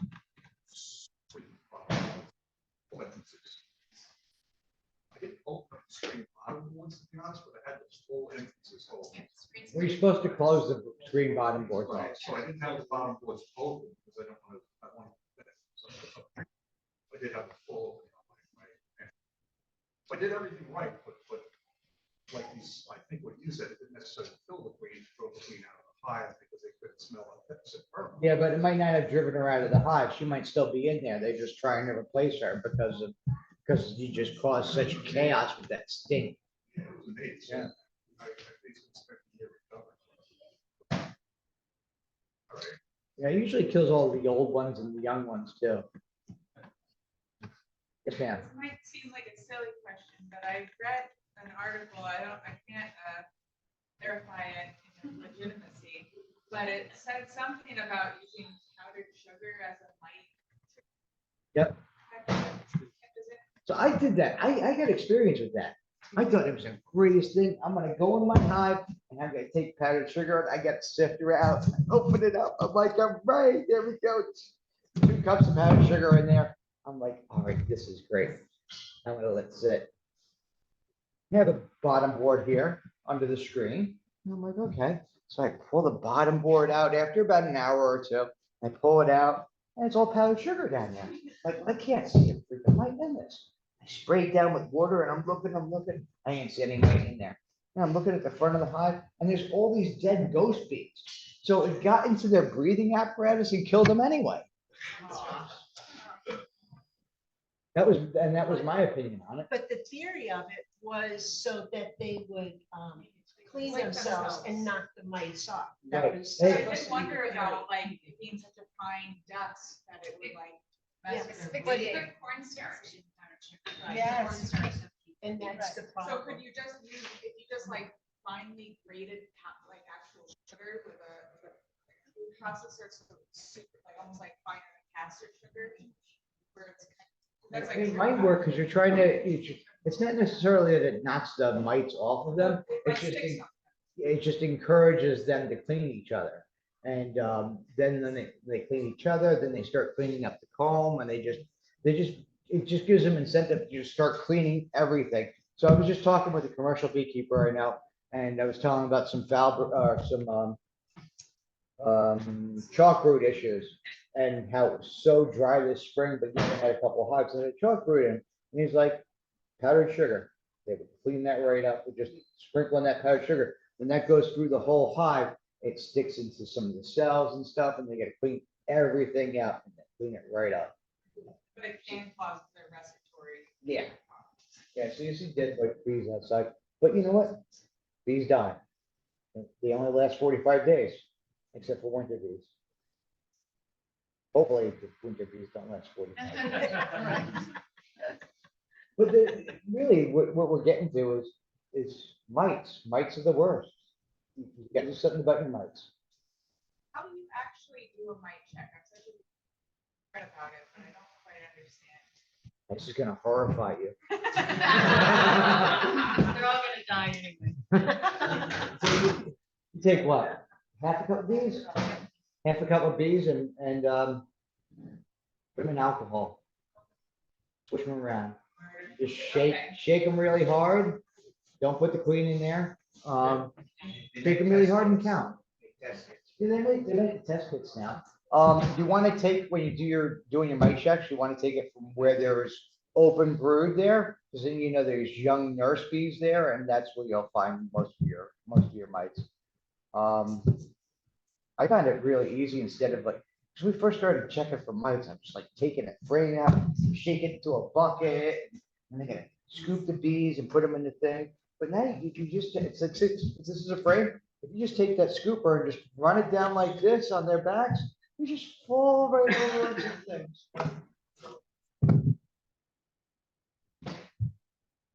The basket too. Yeah, the basket would work great. You just take the basket and Run it right down. That's how the state apiary used to do. Ryan did it at night. Just take it until you have bees up to the line you want, and put it in the yellow thing with the alcohol and put the top on and start shaking. Can I use an alternative method for that? Yes, please.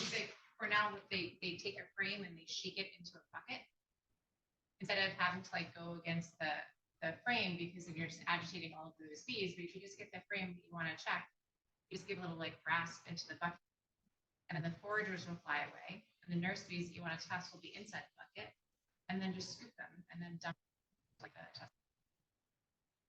That way you're not like it. The first time I did it, it was like horrible because the bees were so angry, like trying to like scrape them off the frame, and then you're getting like honey. It's just That was a pain in the butt to shake them into a bucket. it's not. It's like you just do it. Yeah, but then you gotta dump them back in. And you gotta do it on the next You one. just put the bucket right next to the hive, or you can just gently. Which would you just scrape? Just the right side. Well, the first time, yeah, I scraped up. Yeah. You Oh, yeah, you scrape don't do down. that. You gotta go down. Yeah, They because go back. as you go on their back, they fall in there. If you go Yeah, up, you're you just, holding one and then holding another. you're holding the frame like this. Right. Take your container and you go on their back. You're not squishing them, because then they get really, you squish a bee, they get really upset for some reason. I know. And then they sting you.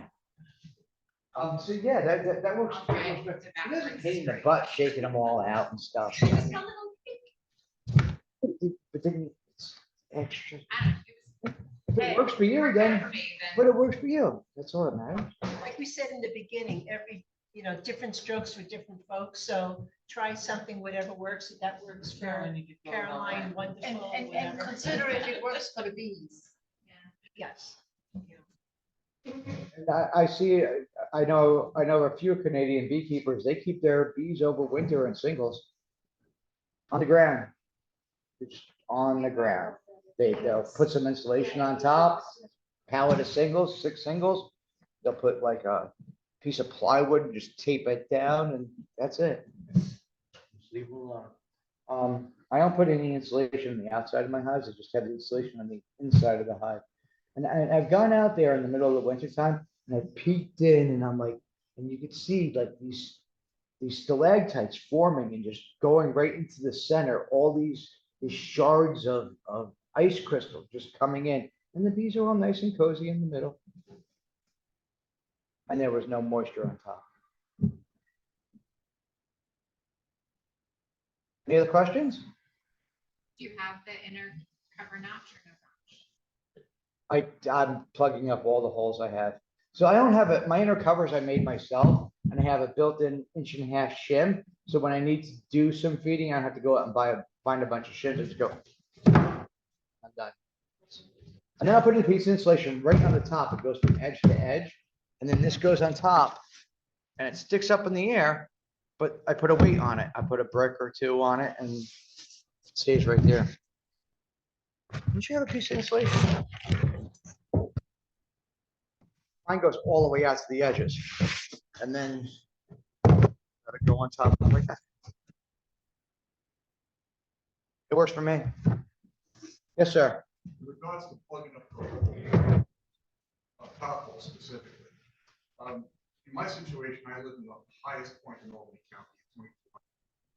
I have a lot of snow. My area is a lot of distance from my house. Sometimes I can't get to clear the bottom of it. That'd be detrimental. And I could plug up all the holes, correct? If your bees survive any length of time. I've left nukes that I made up on the ground and forgot about them, and they were buried in snow. I mean, will they get? They showed Buried in snow. hives at the EAS that were Buried. completely buried in snow. And there's a lot of airflow in snow. Snow is Yes. not very dense. Okay. And they showed hives that were totally covered in snow. Rich Ronconi and myself live on the same mountain, a few hundred feet difference in elevation, but I can't even get down to my hives with snow bits. That's how much snow I get. So you're saying, you just said it's not to worry about the snow. Not if you're a condensing hive believer. If you're venting hive believer. I'm just throwing all the facts out there. It's for everybody to make their own. I use 2-inch insulated upper covers and 2 inches wrapped around my hives of dense foam. I've done I use candy bullets, custom made candy bullets with shims as moisture removal desiccant food sources on the bottom of my hives. If you remember, Megan asked John Gott when he was here, because he had a whole list of all the things he did, which was included all the installation. And she said, well, you see the number one thing there is mite, clean bees and mites. So yeah, I mean, I believe it always goes back to, bees can be in a lot of situations, but if they don't have their mite load under control, all that is for naught. And that's what I'm trying to get from this meeting is like having as many hives as I have now with double what I have next year. I can't continue to winterize the bees like I used to. It's just too much work. So I'm gonna try to find the easiest method. When you find the perfect method, tell us. It's the holy grail. I use rails as yourself in most of the cases now. And I was thinking about changing my top covers so that they're not telescoping on all 4 sides, so I can push my hives together. And maybe just wrap 5 hives at once with one wrap around. Well, I know of a beekeeper that has the hive stands and his bees are kind of spread out. And then he pushes them all together and he actually puts a piece of insulation in here because you have the telescopic cover. So he's get a piece of insulation in between everyone, pushes them all together, wraps it with a piece of tar paper and some string, the whole thing. That's it. Rather than make new covers for all my hives. Right. Intrude on the sides of the hives. Now I can't put my hives together, just put a piece of insulation. Right, but the whole theory of pushing them all together is so that they would share heat, right? Right. But you're putting a piece of insulation between them. Because you're putting a piece of insulation between them so they're not sharing heat. Exactly. So I have some yards that I take care of, and and there's mouse guards in every one that were never pulled off. There's insulation on top of every one. All summer long, there's a piece of insulation on top. Cools, it keeps them cool. That sun beating down on them directly. This is what it explained to me. I found some of the mouse guards last year to be a hindrance in that, and I'm not saying you shouldn't use them, but the custom ones that I had purchased better me. Oh, I'm sorry, the Elite Farms, if you will. I don't think that they had the ability to pull the dead bodies out. That the holes were so small, if you will, that when I looked into my hives, I must have had 2 inches of dead bees Yeah, in my hives, and they acted as a sponge. yeah, this is really inexpensive And I compared think to, that would probably be better. It would allow the bees to pull the dead yeah. out through those bigger openings. And then that, if you leave the points like this, and when you fold it like that, stick them up, it stabs them in their belly. The mice are trying to get in there. But you also only really need to have the mouse guards on from like September to like January. Because the mice are in their winter place, they're not gonna be moving after January. So in January, you could actually pop your mouse guards up because Because they're not gonna go in at that point. they're already sheltered in place. Okay, allowing the bees to pull the dead bees out. Okay. Okay. That's- I think the good thing about a discussion like this is you hear 10 different ways of doing things. You gotta figure out the one that works. I mean, for me to think about moving hives together when they're full of honey like that, it's impossible. I couldn't possibly do that. So, that if that's the case, then you need to figure out how you can work each hive individually. Later, however you want to do it, because I couldn't possibly move my hives now somehow together. And then, because this is the time when they're the heaviest. Sure. I gotta move them apart in the spring, but I couldn't do it now. That's true. Is there any thoughts on your hive manipulation as you come into fall, making sure that the queen's in the bottom and the honey is in the top of the 2 brood boxes or anything like that? Doesn't matter what The she bees said, know. that's up to Yeah. her. Yeah, but just, you want, you try to get so that the colony, the cluster is more centered in the bottom brood box to start. Bees are getting meaner and meaner as the day goes on and the winter comes closer. I'm trying not to mess with them too much. Yeah, I mean, that's my opinion. I don't know if I would try to manipulate them. They know what they're doing. They've been doing this way longer than we have. And when we do something wrong, they can fix it most of the time. All spring and all summer, when we do something wrong, they fix it. We're coming close to winter, we start screwing up things too much. They might not have time to fix it. It's just my opinion. I think they want to have their pollen and their honey stores where they've kind of put them, such that when they raise brood from February, they know where it is. Yeah. I think we're changing around too much, it might not. Yes, sir. Sorry. to eat on so much. I have, all my hives seem to be different. They do different things. Yeah. Some put brood up on top, deep, some put brood in the bottom. I don't know why, but in some other hives, my real question is other double deep hives, the bottom deep is almost empty. They're weak. Would you leave that bottom deep on that hive, that additional space in the winter time? Or would you, if it didn't have any brood per se in it, and it didn't have a lot of food resources, would you take that off? No, I'd probably leave it because they might still be bringing some stuff in. Yeah. And I want them to have that extra space. Okay. And they're gonna be sitting up here on the top. And if this is empty, who cares? If this was empty, it'd be a problem. Because all the heat's gonna go up here. Yeah, because all the heat would be up here.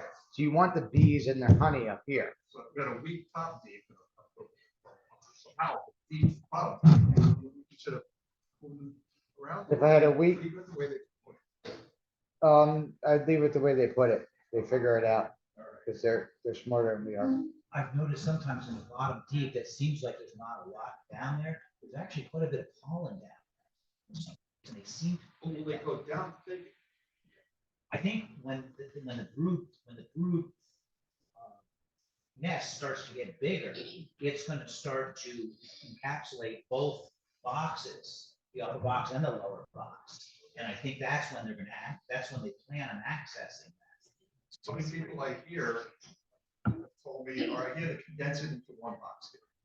I don't know how you, I just don't know how you. Well, you just take that box out of there.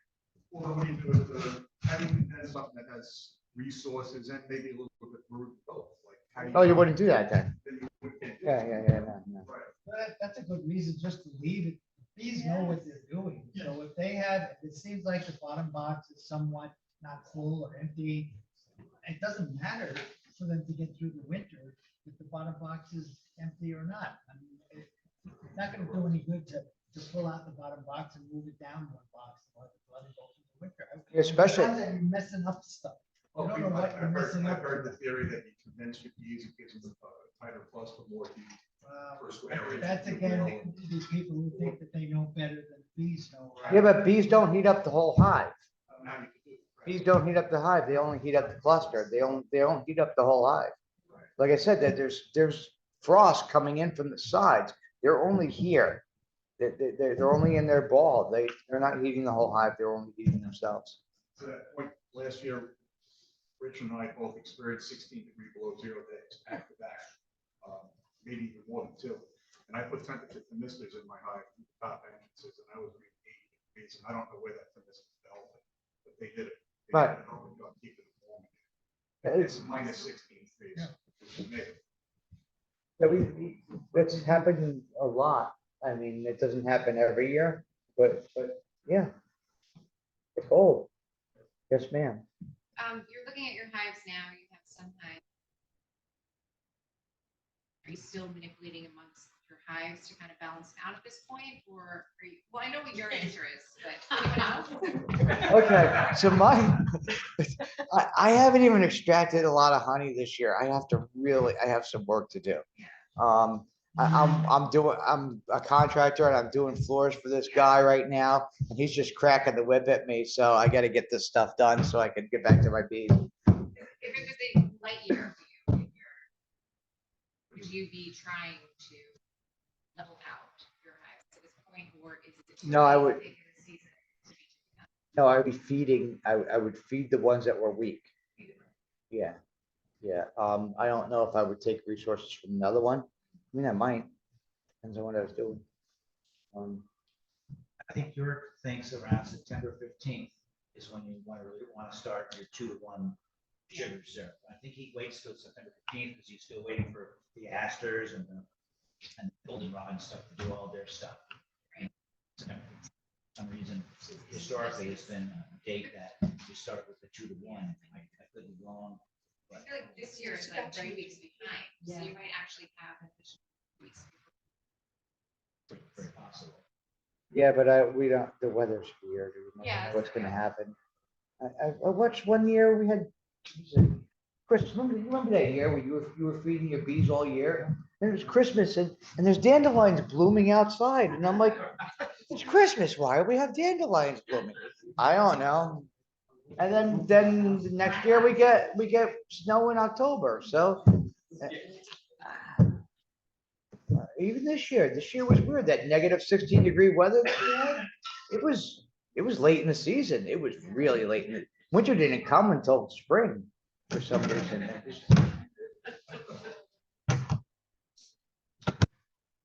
Very good. Did anyone else have any final questions or? Nope. No. I have one final statement. Yes. First of all, how are the newbies doing? You still want to do this? I have so many questions. Okay, well, just you got it. Well, it's all the online stuff here. You want to find out from these people. Have her ask another question. Yeah, if anyone has a question, yeah. It's not really a question, but I just wanted to say, like, I call Hudson Valley Bee Supply a lot if I have a question. They also have a lot of video online that you can look at if you have questions. So, everybody does super nice. Yeah, their YouTube videos are really fun. Yeah, okay, so. YouTube, things like I that. think you also realize Richard has been doing this for 50 years and he's still trying to find out what works for him. I'm a little slow. I have friends of mine that are third generation beekeepers and the commercial beekeepers, and I'm like, oh man, thank goodness. So what's the secret? He's like, the bees fix everything. I have no secret. I have no idea what I'm doing. We're doing this for three generations. We're just trying to keep them alive and make some money at it. That's it. There's no secret. I mean, the bees do whatever they're gonna do, and you just try to manipulate them. I mean, they don't make honey for us, they make honey for themselves. You know, they don't swarm so you can have a second beehive, they swarm to repopulate the earth. Not every swarm can survive because we'd be up to our elbows in bees. So some of them have to die. They cast out a swarm, they cast out 4 swarms a year. If all 4 of those swarms lived every single time they casted out a swarm, then they would starve to death because there wouldn't be enough food for them. So they all can't live, they all can't die either. So it's my 2 worst years of beekeeping. I tried to do what everybody, all the theories of manipulation are, to get the bees where they should be. 2 worst years. Then I listened to Rich, and I let him go, and it's like, oh, this is great. I'm still quite young, but I've been farming for several years, and that has been not, bees are my newest. But I mean, that really has just been the answer to so many things. Just let the animals be to their truest self, allow them to make the pathway for them to do what they normally would do. And for most no. Yeah, I've had chickens die because it's cloudy on a Tuesday, so. Really sure how that works. We do have a mentor. Mary Ann will hook you up with a mentor. I mean, it's kind of iffy. Hopefully you can phone your mentor or whatever, somebody you can. And also come to these meetings because an hour between 6 and 7, there's beekeepers all around here. If you can find somebody in the club that is open to your questions and will answer them and you believe them and stuff like that, then it's Yeah, and there's no silly questions. I mean, every question's important. I mean, because you're beginning, you want to learn, and you just have to ask, and don't be afraid to ask because we've all been there and that kind of thing. But like going back to what Michael said, the main thing is going into winter is really do your mite check, see where your mite levels are, and that'll give you a good indication also at this period whether your bees are going to make it, because if you're loaded with mites, you're going to have to treat them before going into winter. Yes, So if you- that's really the main thing. Right now, if you have a high mite count, one treatment's not gonna work. You're gonna need 2 treatments. Yeah, And then they're gonna have to recover from those treatments. So you gotta check now, yeah. because treatments are gonna take a month. Before you find out if they actually work. So we're And what, mix up the treatment. Don't use the September, same treatment. so it's because they October, get used to November. that. Mix it up. Yeah, they're not gonna- a little bit. Mites actually come from Asia. bees that or they just pick them up from flowers or. Well, they intermingle on flowers. So if you had a miteless hive, you'd say it was truly miteless. There was no mites in it. Those bees go flying and they run into other bees. They're like, hey, how you doing? Yeah, I want this nectar. No, I want this nectar. And you see them bumping each other on the flowers. It's not that hard for mites to be transferred that way. But drifting's another one, happens quite often. You know where they originate from? Asia. Yeah, and Dr. Samuel Ramsey right now is doing a study in Asia where there's a new, I forgot the name of it. Tropolalaps. Yes, and what he wants to do is nip it in the bud before it comes here. And some folks are like, why are you worrying about it? You know, it's in Asia, don't worry about it. And he's like, well, why wait for it to come? It'll be here within 10 years. Right, yeah, so he's trying to figure out how we could combat it, treat it, and blah, blah, blah, And before it even hits our And shores. those mites are so bad that they don't worry about the Varroa destructor. No, They they're treat for those. smaller, they're smaller, They're they're faster. faster, and they multiply. They A lot multiply faster. fast, yeah. And they don't need the bees to carry them, they'll walk. They'll walk it to another hive. Think about it with goats and having like hoof problems, like systemic hoof problems, like farmers will create like a dip that they have to walk through before going into their, like, to their yard. Right. Are there any like weird mechanisms where they, like, the bees can fly through? Like, There is a whole bunch of them on the internet. Really? They have anything to say? I don't know anybody that uses them, but there's a whole bunch of them on the internet. If you look through like a catalog from Better Bee or anything, 99% of that stuff is for the beekeeper. It's not for the bees. All right, so any more questions? Because I think we're getting to our time limit. I mean, we'll take one more question, but if anyone, we're good? Does anybody need raffle tickets? Yes, that's next. We're gonna do our raffle tickets. Yay. All right, thank you so much, everyone. for coming. Yeah, till next month. Thank you for my question. Thank you.